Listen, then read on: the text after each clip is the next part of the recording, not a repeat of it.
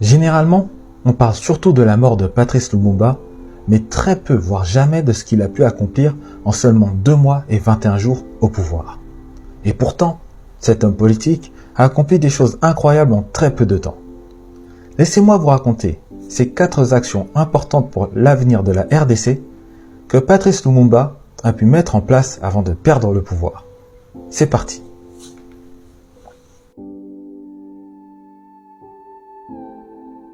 Petit point d'histoire.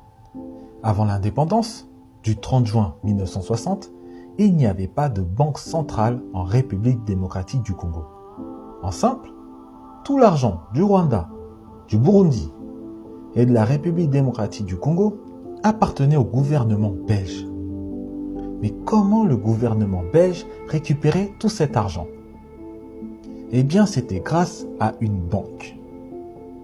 Je parle de la Banque centrale du Congo belge et du Rwanda-Urundi. Donc une banque centrale unique pour la RDC, le Rwanda et le Burundi qui appartenaient à la Belgique. Et comme je l'ai dit, cette banque centrale se nommait la Banque centrale du Congo belge et du Rwanda-Urundi. Patrice Lumumba était contre ça. Il souhaitait que chaque peuple puisse posséder son propre argent. Et donc, c'est Patrice Lumumba qui a mis en place le projet de récupération de l'argent du peuple congolais, en cherchant à créer une banque centrale qui appartient à l'État congolais. Pour mieux gérer l'argent du peuple congolais, par la création et le contrôle d'une monnaie purement congolaise. C'est pourquoi, dès fin août 1960, soit seulement 2 mois après l'indépendance du Congo belge, un accord est discuté à Genève.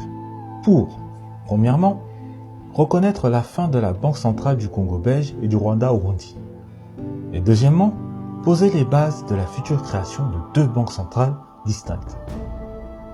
Une banque centrale pour le Congo, donc la République démocratique du Congo, et une autre banque centrale pour le Rwanda-Urundi, donc le Rwanda et le Burundi.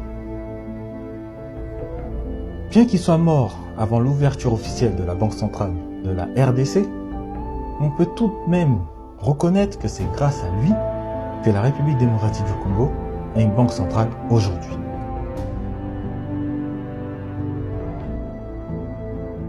Les effets du premier discours de Lumumba, diffusé à la radio, se font vite sentir au sein de la population congolaise.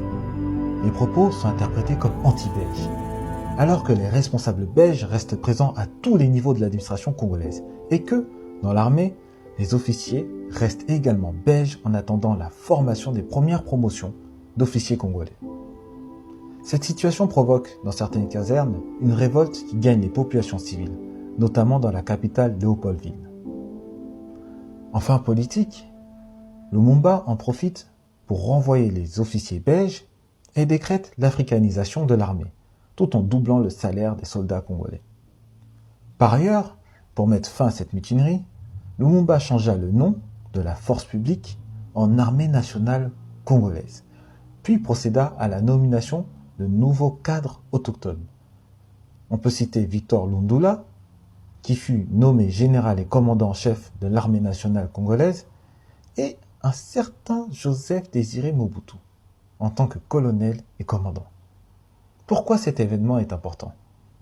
Il est important car la RDC n'avait pas d'armée avant l'armée nationale congolaise. On parlait seulement d'une force publique qui était comme une forme de police nationale. C'est Patrice Lumumba qui a créé une armée purement congolaise en créant l'armée nationale congolaise.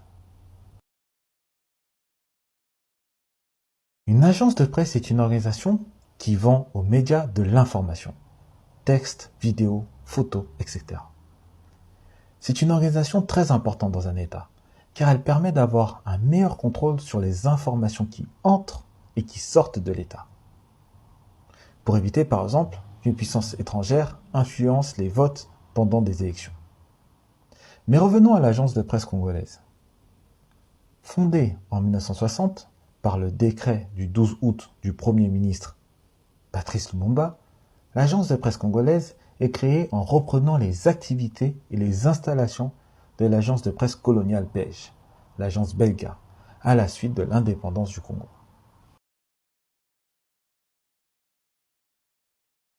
Aujourd'hui, les relations entre le Rwanda et la République démocratique du Congo sont tendues et compliquées. Mais il n'a pas été toujours ainsi. Il faut savoir que Patrice Lumumba était un ami très proche de l'ancien roi du Rwanda, le roi Kigeli V.